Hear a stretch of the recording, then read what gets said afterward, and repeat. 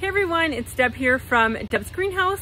We have something really fun to share with you today. Greenhouse growers across the province of Alberta have been really busy seeding and transplanting and filling pots and baskets and beautiful little plants like this, getting ready to open for springtime, and that is coming really soon. We have made a map for you, a Google map called the Alberta Greenhouse Drive map, and there's a link here for you to go onto that map and find all of the family-owned greenhouses in your area or further.